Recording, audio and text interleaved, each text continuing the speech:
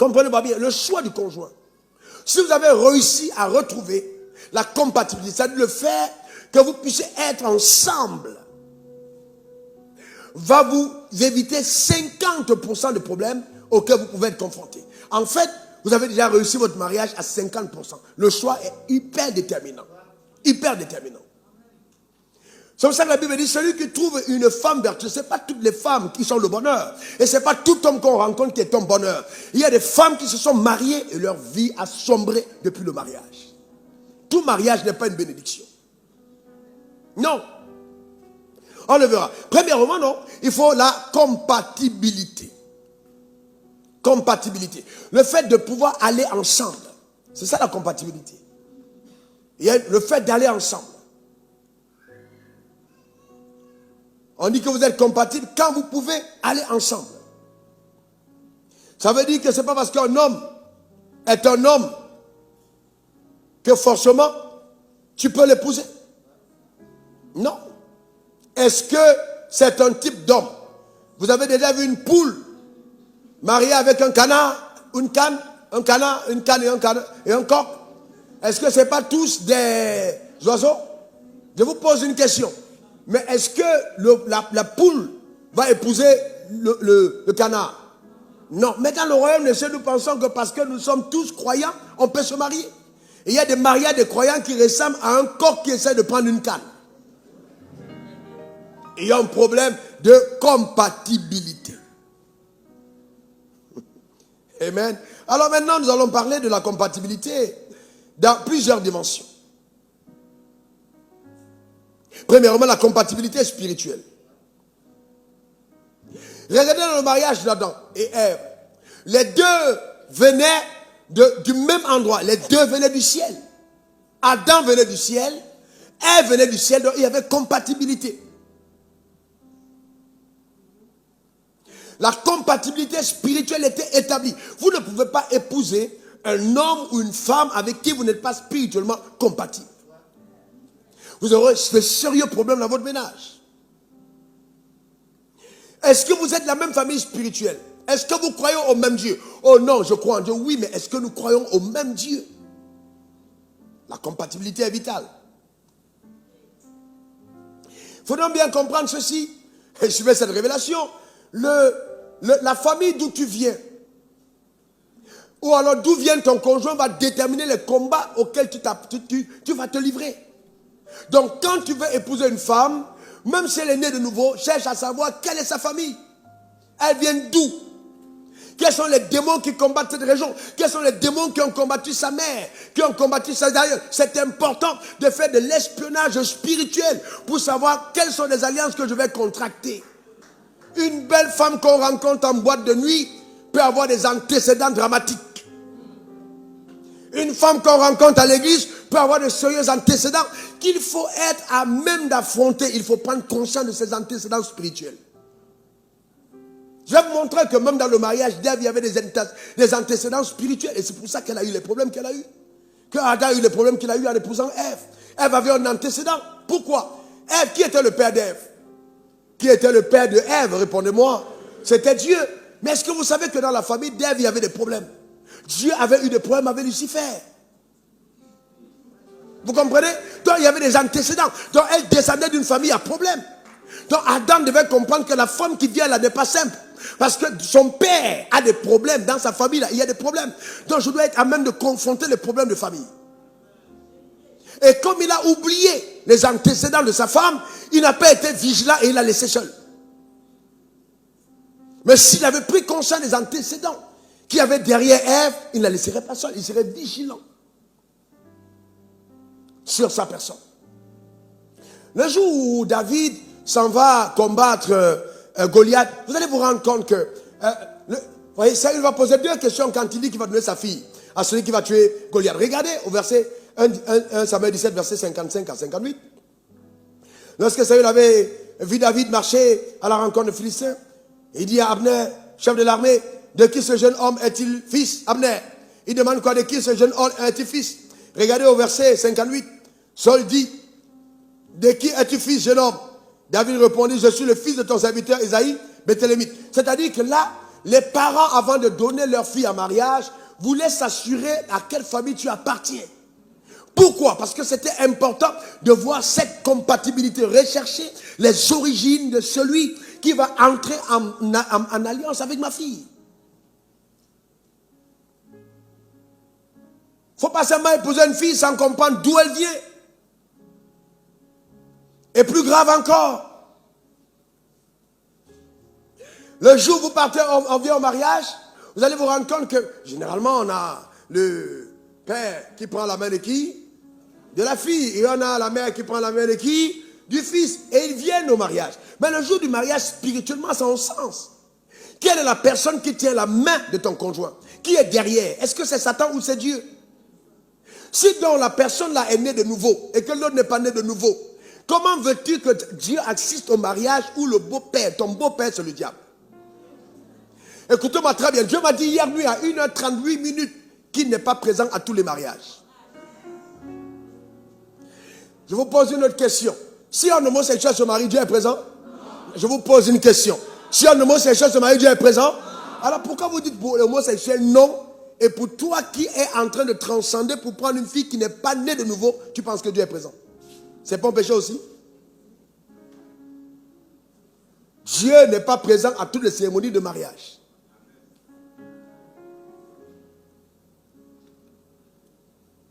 Donc c'est important de le comprendre. 2 Corinthiens 6, verset 14 à 15. Ne vous mettez pas avec des infidèles sur un joug étranger. Car quel rapport y a-t-il entre la justice et l'iniquité?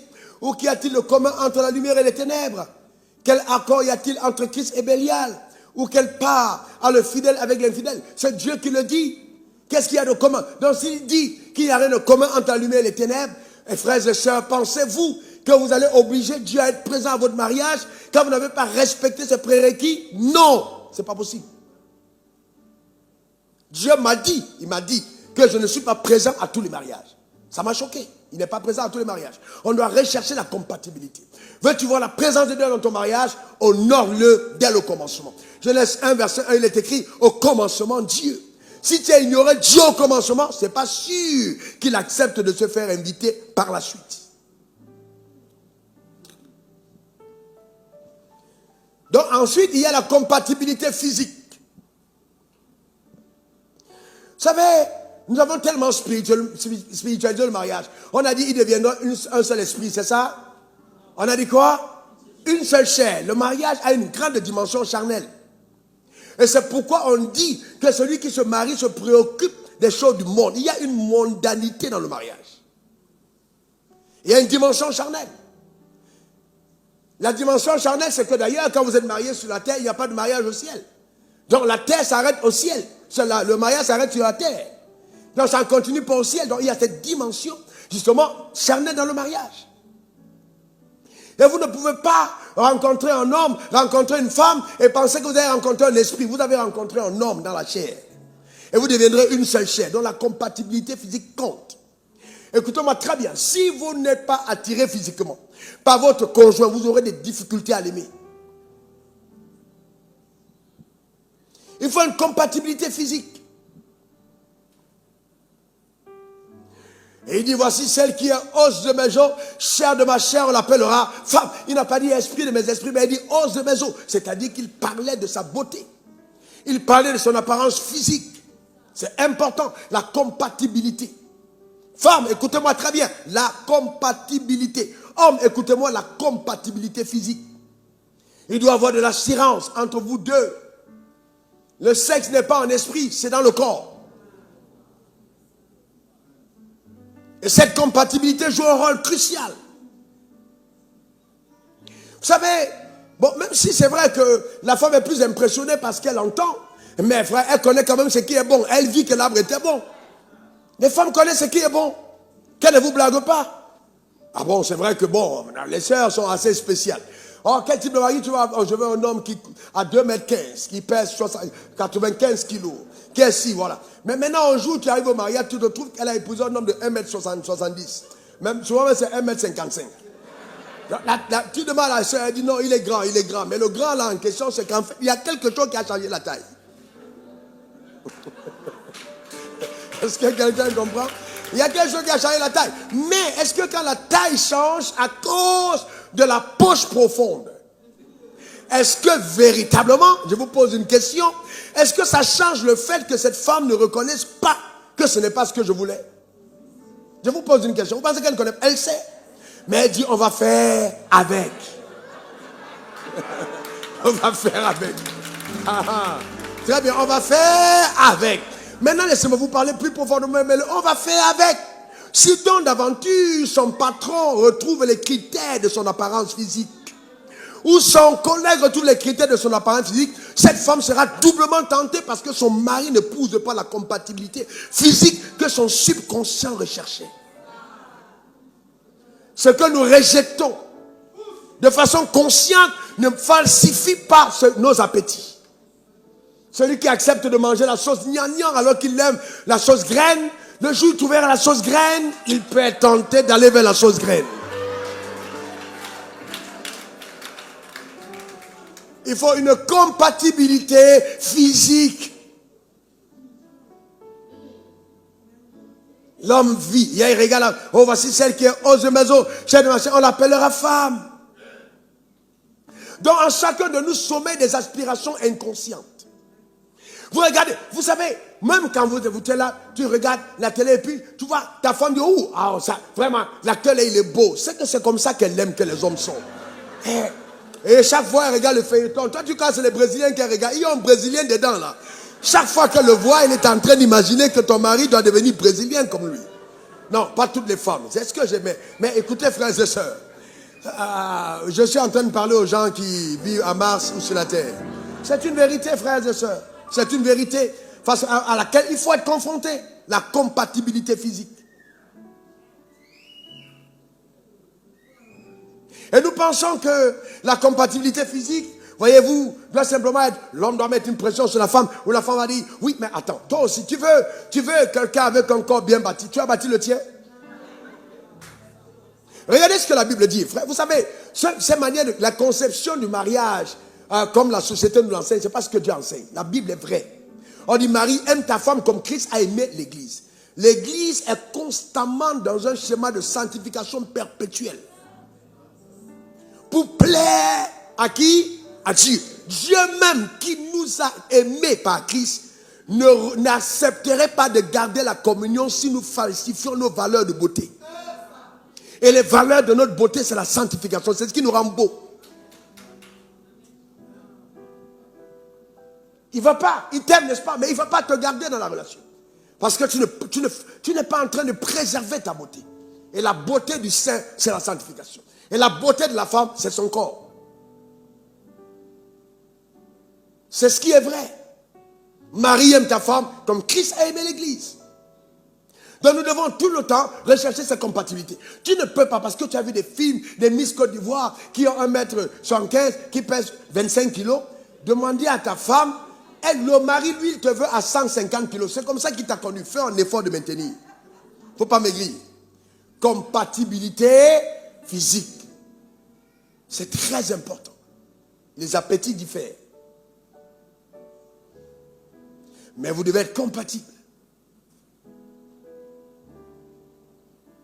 Matthieu 7, verset 12 à 13. Tout ce que vous voulez que les hommes fassent pour vous, faites-le de même pour eux. Tout ce que vous voulez que les hommes fassent, tout ce que vous voulez que les hommes, prenons ça dans le sens plus simple. Tout ce que vous voulez que les Ish fassent pour vous, faites-le de même pour eux. Isha. Tout ce que vous voulez que les Isha fassent pour vous, faites-le de même pour elles. Ish. Donc là, il ne faut pas seulement dire, je veux ça. Non, mais toi tu apportes quoi? Vous voyez, la Bible dit, regardez ensuite, entrez par la porte étroite. La porte étroite, dans l'étroitesse, même pour marcher avec Dieu, il y a une porte étroite. Le mariage va te demander permanemment une consécration pour plaire à ton conjoint. Ça s'appelle la porte étroite du mariage. Même si on a béni le mariage dans une vaste salle, maintenir le mariage en vie nécessite que tu passes par la porte étroite, l'étroitesse de l'exigence pour maintenir cette compatibilité vivante. Et le lit conjugal excitant et glorieux. Il faut cette compatibilité.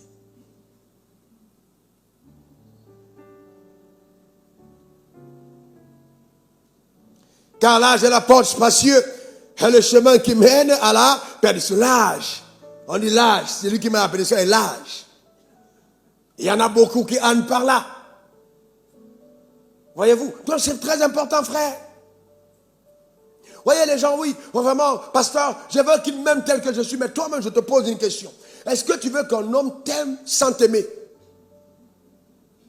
Là, je mets deux amours en question. Il y a l'amour agapé. Il y a l'amour éros. Comment veux-tu maltraiter l'âme de ton mari? C'est-à-dire, ton mari ne doit pas être dans la maison et tu deviens comme un supplice permanent. Il est jeune, il est fort, il est vigoureux. Mais toi, tu es marié, tu as tout gagné, c'est terminé. Son éros n'est plus mis en branle. Vous comprenez? Mais toi, tu es contente parce que toi, c'est ce que tu cherchais. Mais lui... Ah non, non, prends-la telle qu'elle est. Non, même Dieu ne prend pas l'église telle qu'elle est. Je suis désolé. Même Dieu exige de toi la consécration. Ah oui. Donc, dans le mariage, il y a un travail permanent sur soi. Ah non, non, pasteur, mais tu n'as pas vu, j'ai eu un enfant. Et puis quoi, tu as eu un enfant, ça veut dire quoi? Dieu sait que tu as eu un enfant. Tu as eu un enfant, et puis quoi? Tu as un enfant, tu retrouves ta femme. Comment font les actrices? Elles retrouvent les femmes. Tu sais pourquoi elles retrouvent les femmes? Parce qu'elles gagnent l'argent avec leur corps.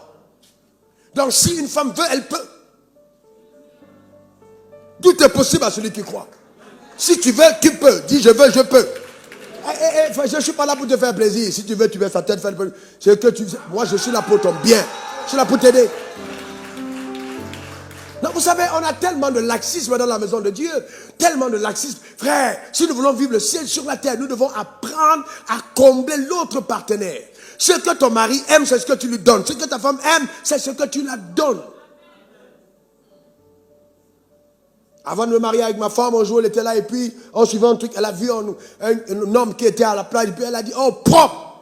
J'ai vu le corps propre. J'ai regardé mon ventre, il avait poussé. J'ai dit, hé, c'est pas mon ventre qui est propre, c'est à la télé que c'est propre. Donc il faut que j'aille laver mon ventre.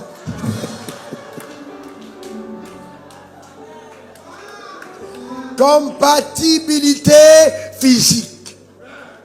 Enfin, compatible.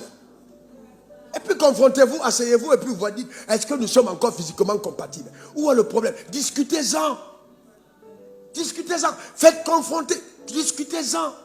Entre couples, est-ce que nous sommes encore compatibles? Discutez. C'est important. Sinon on joue un jeu très malsain. Toi-même tu sais que vraiment, mais discutez. Parlez de ce problème. Et confrontez-le. Souvent c'est un petit problème, il faut juste aller, juste peut-être manger plus pour grossir ou aller courir. C'est une question d'équilibre. C'est pas difficile à régler. Discutez-en.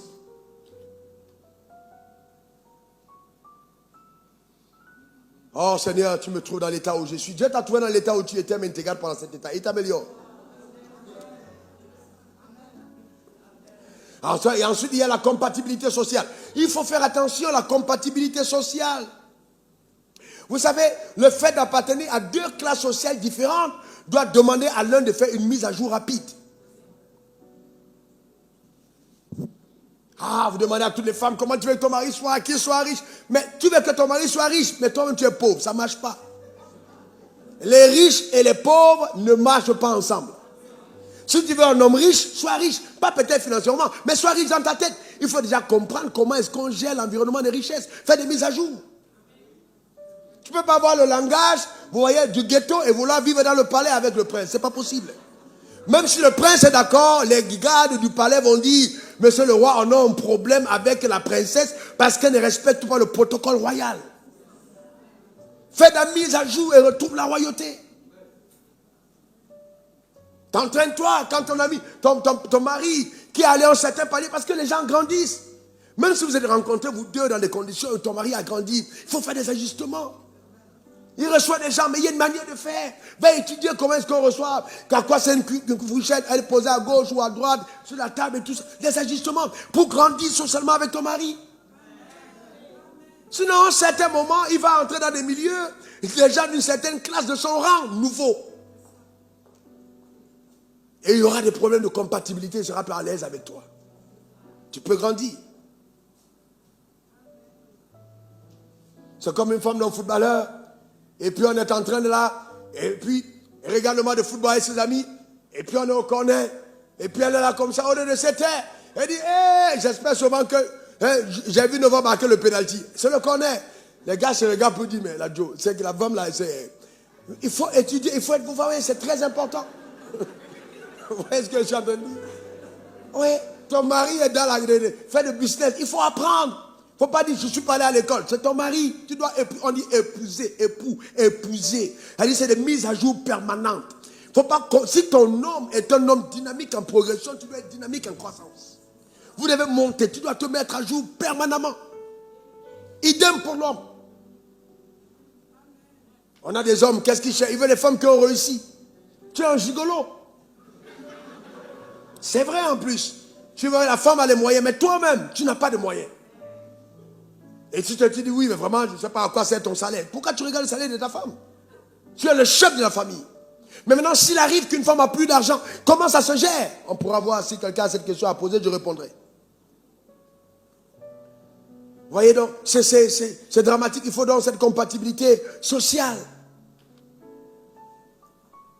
Et c'est là où tu deviendras une aide semblable.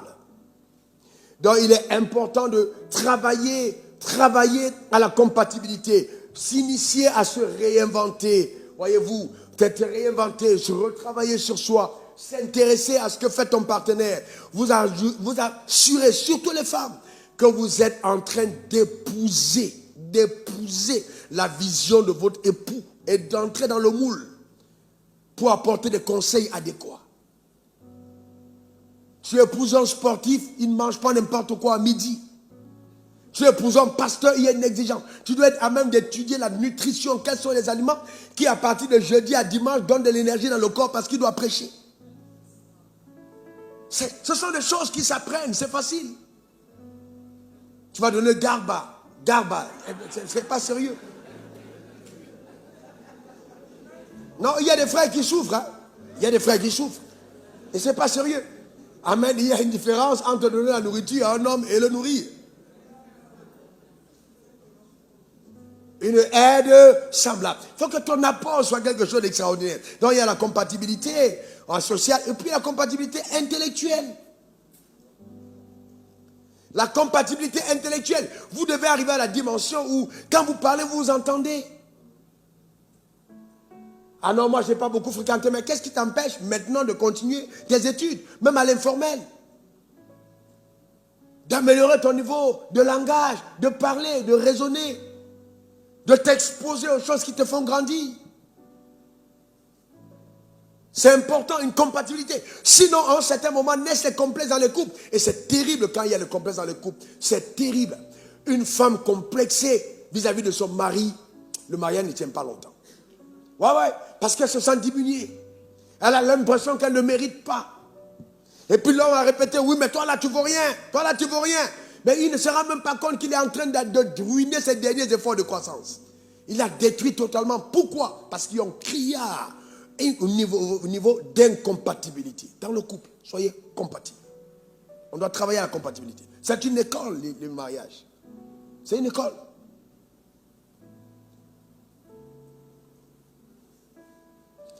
Mais aussi, il ne faut pas, vous savez, la compatibilité, c'est qu'à un certain moment, si la femme essaye toujours de vouloir dépasser la connaissance de l'homme, il peut avoir problème.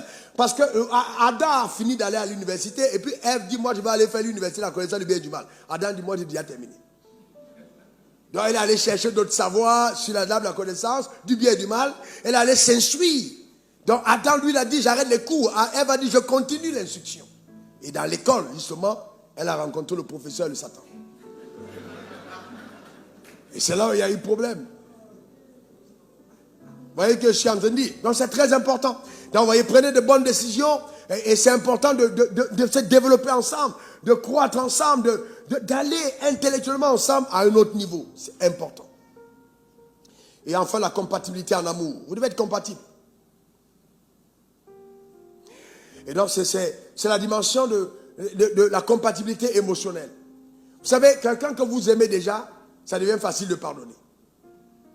Quand vous aimez quelqu'un, ça devient plus facile. Vous voyez, il y a une alchimie, il y a une forme de choses qui se produisent quand l'amour est présent. C'est incroyable. Rien que voir l'objet de la personne, rien que voir sa chaussure, déjà tu es content. Mais quand il n'y a pas d'amour, tu vois même déjà ça, rien que son pain, tu es énervé. Ça te rappelle des souvenirs dramatiques. Voyez-vous, donc c'est important, il faut l'amour. Amen. C'est très important. Il faut donc cette compatibilité d'amour. C'est pourquoi je voudrais supplier. N'épouse pas simplement une personne que tu aimes. Assure-toi d'épouser quelqu'un qui t'aime. Et c'est pour ça qu'il faut faire des tests de l'amour. Est-ce que la personne t'aime vraiment? C'est important. Pas seulement une personne que tu aimes.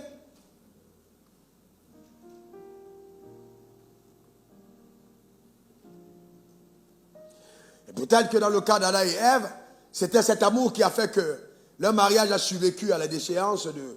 Malgré le fait qu'ils ont perdu leur relation avec Dieu, ils n'ont pas perdu leur mariage. Parce qu'ils sont restés solidaires. Adam a dit, ok, tu as mangé, je mange avec toi.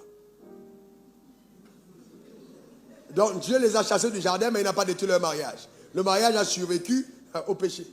Ils étaient ensemble. Est-ce que vous comprenez? Donc c'est très important. Il peut y avoir des crises qui vous séparent. Mais il peut y avoir des crises dans lesquelles vous allez ensemble, mais vous restez attachés et unis parce que vous vous aimez. Ève et Adam sont restés attachés. Malgré le fait qu'ils ont eu des problèmes avec Dieu, ils n'ont pas eu de problème entre eux. Et la rédemption a été possible. Parce que c'est par ce lien d'amour que Dieu a permis à la descendance de venir. Parce que s'ils n'étaient pas restés unis, il n'y aurait pas de possibilité d'avoir des fils. Et ils ont continué à être mariés. Malgré qu'ils avaient eu des problèmes avec Dieu, ils étaient restés attachés. Cet amour était le socle pour que quelque chose de nouveau naisse de cette relation. L'amour va vous donner de triompher de beaucoup de crises ensemble. Donc il faut une compatibilité au niveau de l'amour émotionnel. Compatibilité au niveau de l'amour. Faites attention aux déceptions qui sont mal gérées. Les hommes doivent faire attention à l'aigreur dans l'âme, parce que les hommes s'aigrissent facilement contre les femmes. Colossiens 3, verset 19, Marie, aimez vos femmes et ne vous aigrissez pas contre elles. Quand on dit que tu es aigri, c'est que tu deviens amer. Dès qu'elle te parle, tu es énervé. Elle ne sait pas qu'est-ce qu'il y a, mais dès que tu, même son téléphone sonne comme ça, tu regardes, tu as déjà mal. Celle-là, elle cherche quoi encore? Tu es aigri parce que tu as été déçu par rapport à quelque chose. Tu es amer. Il faut prier véritablement que l'amour débarrasse cela dans le cœur. C'est très très important. Donc vous voyez, continuer de s'aimer, c'est un choix délibéré et mature. Donc il doit y avoir des résolutions élevées que vous prenez pour continuer de vivre votre vie d'amour. Quel que soit ce qui arrive, on ne lâche pas. Amen. On ne perd pas confiance l'un avec l'autre. Quel que soit ce qui arrive, amen. Il n'y a pas d'alternative pour le divorce. Nous, on est condamnés à rester ensemble jusqu'à ce que la mort arrive. On va pouvoir triompher. Ça, c'est une décision mature qu'on prend parce qu'on est dans l'amour. Quel que soit ce qui arrive. Que Dieu bénisse ta vie. Que Dieu bénisse ton âme. C'était juste quelques points importants permettant, même si nous sommes dans le mariage, déjà, on peut travailler sur ces points. On peut retravailler sur les points de compatibilité. Dans la compatibilité, il y a la stabilité. C'est très important. La stabilité vient de la compatibilité. Il y a la stabilité. Très, très important. Il n'y a pas d'alliance dans l'incompatibilité. Même Dieu, le Père, le Fils et le Saint-Esprit sont trois êtres compatibles. Vous ne pouvez pas entrer en alliance sans être compatible. Il faut de la compatibilité pour une alliance. C'est très, très important.